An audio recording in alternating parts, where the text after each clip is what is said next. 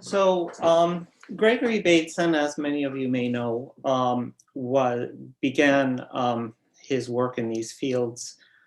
Well, he was one of the key participants in the Macy conferences that developed cybernetics and information theory in the 1940s and 1950s. But the other part of his interest in this stemmed from his father, who was a biologist, a great evolutionary thinking and geneticist.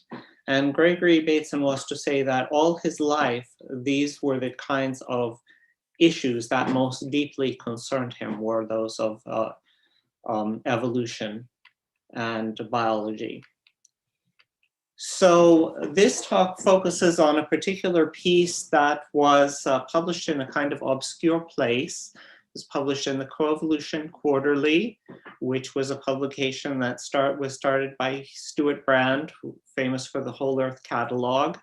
And it published many papers by Gregory Bateson that were otherwise not published, more or less his thinking in the raw about a number of topics which he would develop more definitively in his books and other publications. So this one shows a lot of Bateson's thinking as he was developing it. Begins with a definition of what he was calling redundancy. And this is a very general kind of concept. If from perception of some X, it's possible to make better than random guesses about some Y across what Bateson would call a slash mark, then one way of putting it, there is redundancy between X and Y. Or another way, X is a coded message about Y. Or Y is a transform of X, or X is a transform of Y. And these forms of redundancy comprise a large universe of possibilities, of which Bateson was only claiming to identify a few of them. And these don't necessarily involve intent or consciousness into these definitions. So here are 8 types of coding that he was looking at in this piece: causal and correlative, analog and digital, which I will skip over, iconic, ostensive, part for whole, evolutionary, and holographic. For cause and correlative coding, Bateson wrote, when a given,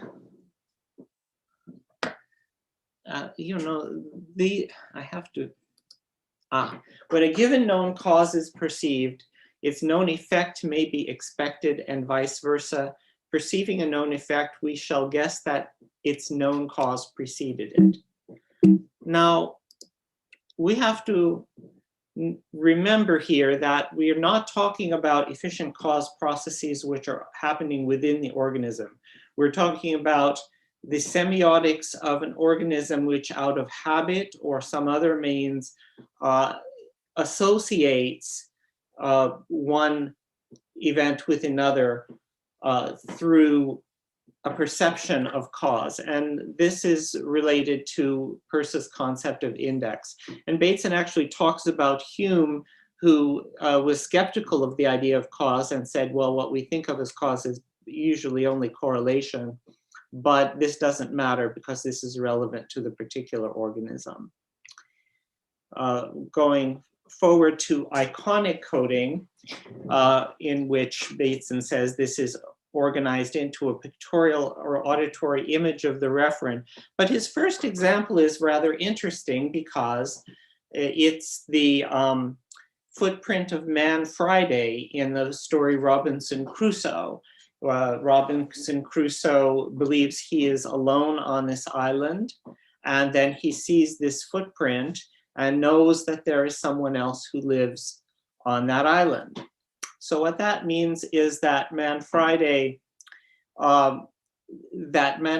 footprint is, of course, an iconic image in the sense of being an image, but is also what we were just discussing, a matter of cause or correlation or Peircean index, in which by the footprint is an index of the existence of another person on the island. And there are various ways by which these images are constructing, but Bateson makes a very interesting point about them. And to use the gendered language of the day, he writes, "The girl who looks in her mirror to see her image of that image which the mirror creates will receive much more information than she needs. She thought only to learn whether her nose was shiny, but she must perforce create and see an image of her whole face." And this is a point from that echoes an idea of Peirce, who Peirce wrote that a great distinguishing property of the icon is that by the direct observation of it, other truths concerning its object can be discovered than those which suffice to determine its construction. So I think that that's a very interesting point, which means that organisms who form images in this way can test novel hypotheses that may have not been the ones that they were initially addressing in their perception. The next type of coding is a very unusual one that Bateson talks about. It's what he calls ostensive coding, and it involves showing the thing itself. And even with verbal language, it can only be shared if the message material is communicated ostensively. What does that mean? Take the phrase, "put it here on the table." Only through a phrase like that can a child learn what is a table, what is here, what is it, what is put. Bateson adds, "I cannot conceivably teach you a foreign language by talking to you in that language only over the telephone." And he also says, "A common error arising from ostensive coding is to substitute for the name of the object another component to the transaction.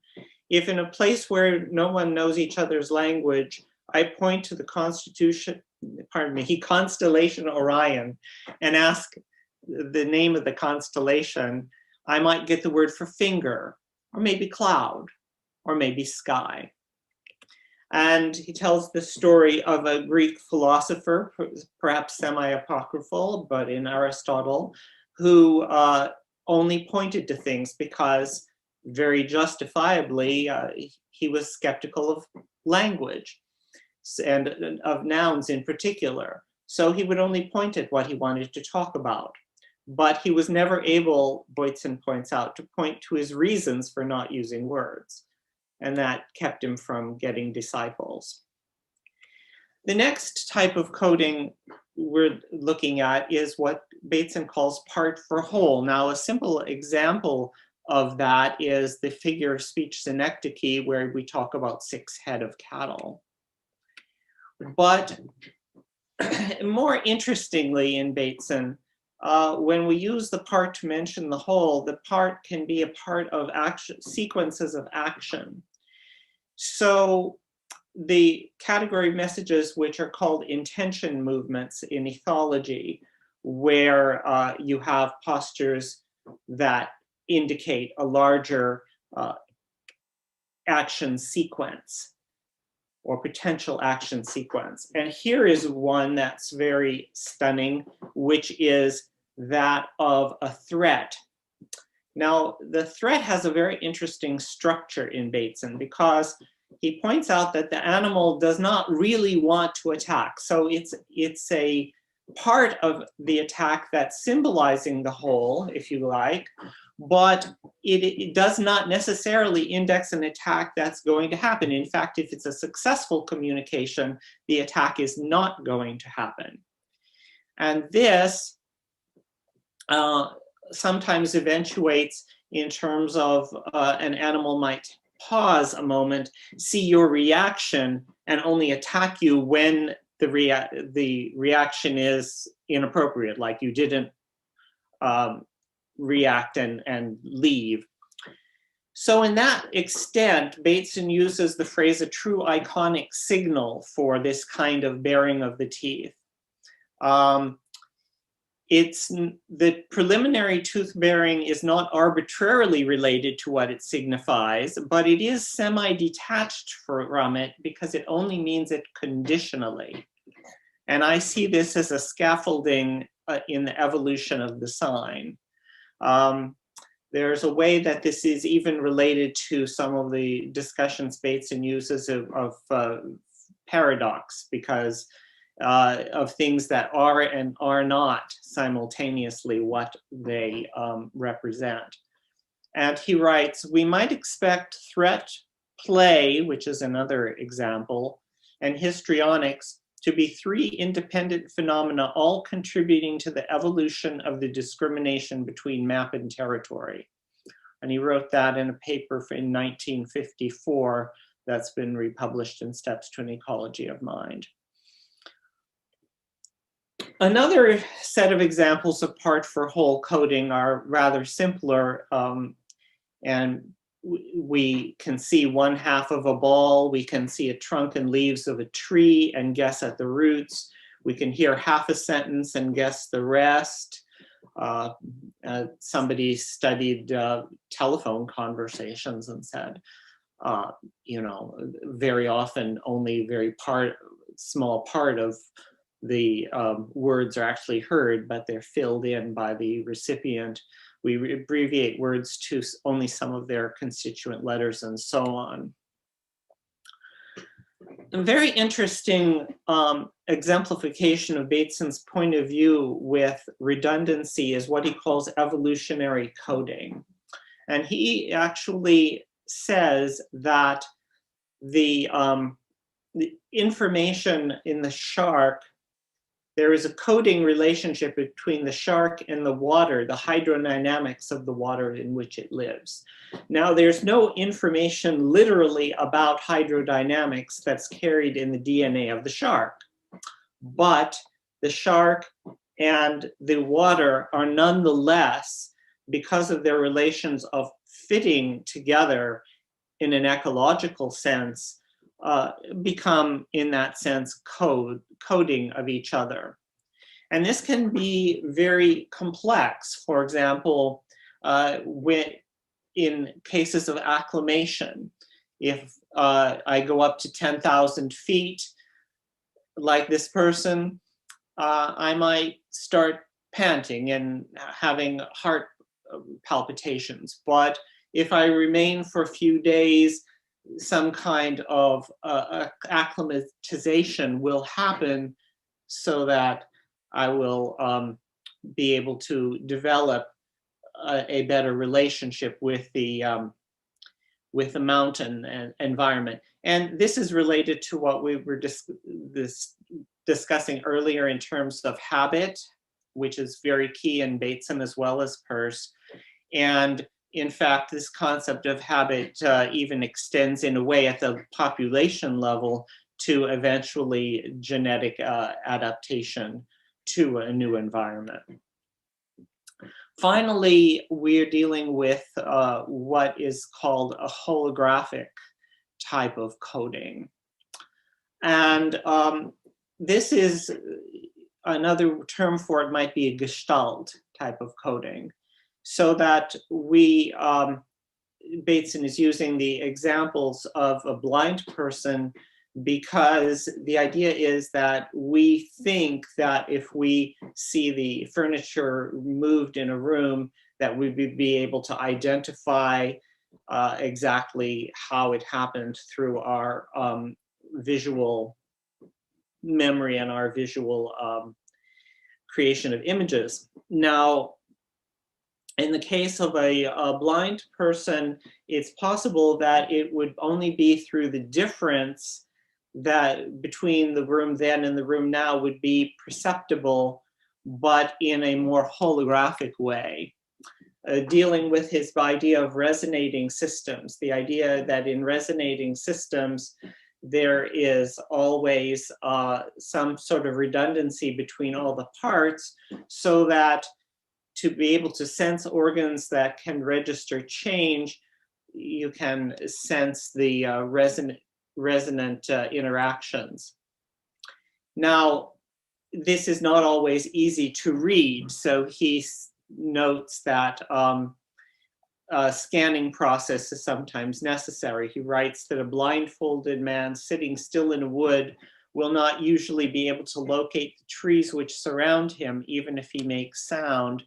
But if he's placed in a moving automobile, the echo of the engine as it sounds bounces off the trees might be able to create some sense of orientation within the sound hologram that you might be able to learn to perceive the differences that make a difference. Bateson further describes the resonance qualities of moire patterns in which or of sounds of different frequencies which can generate beats.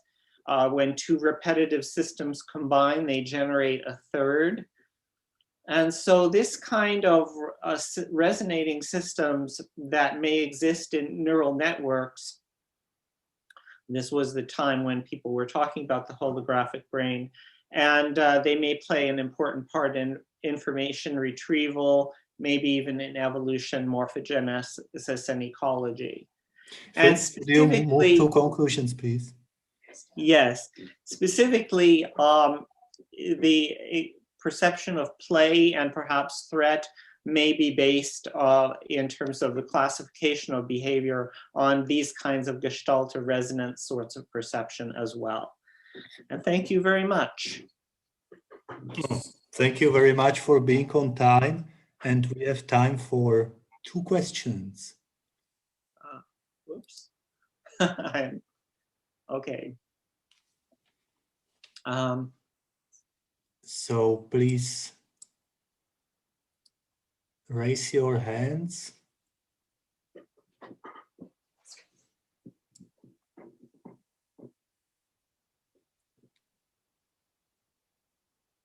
No question.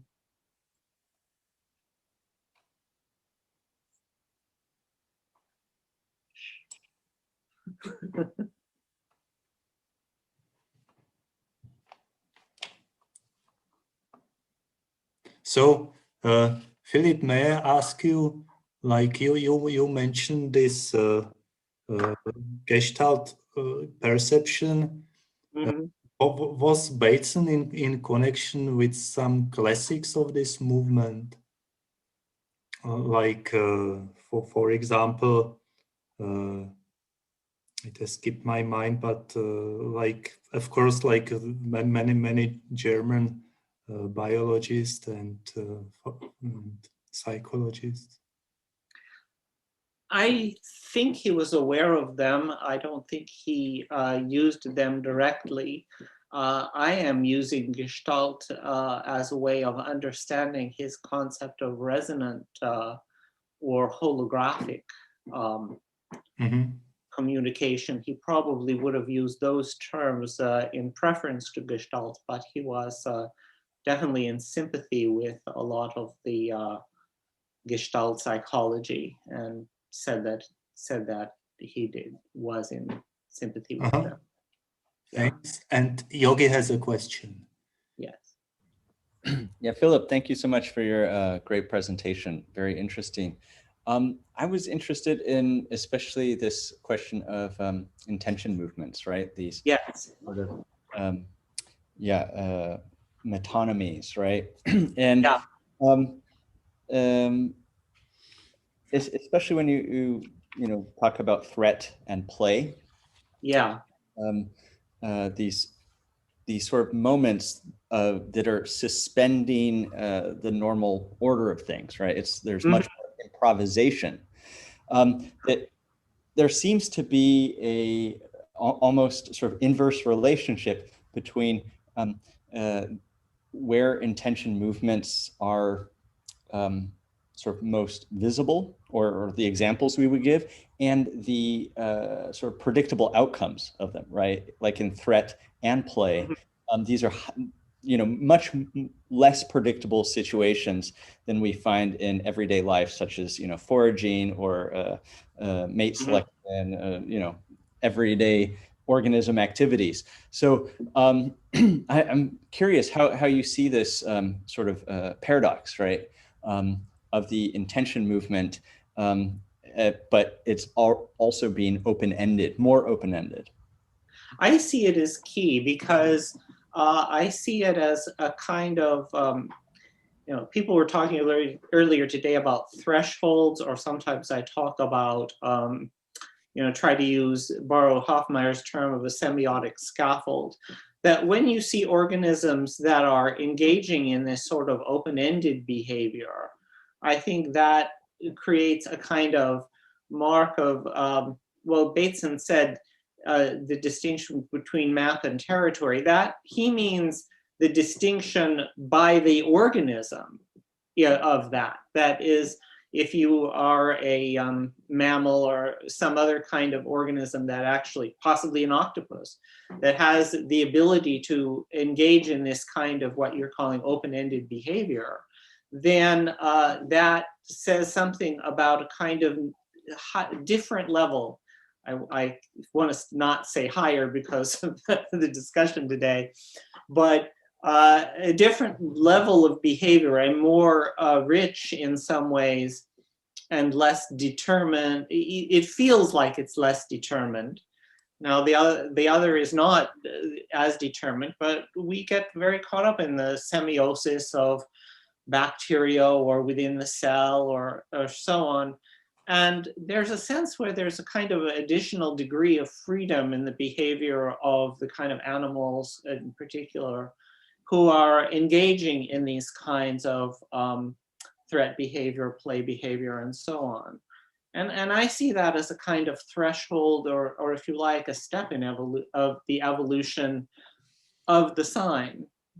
I really do think that it moves in that direction. Thank you very much, Philip, for your reply and for your presentation.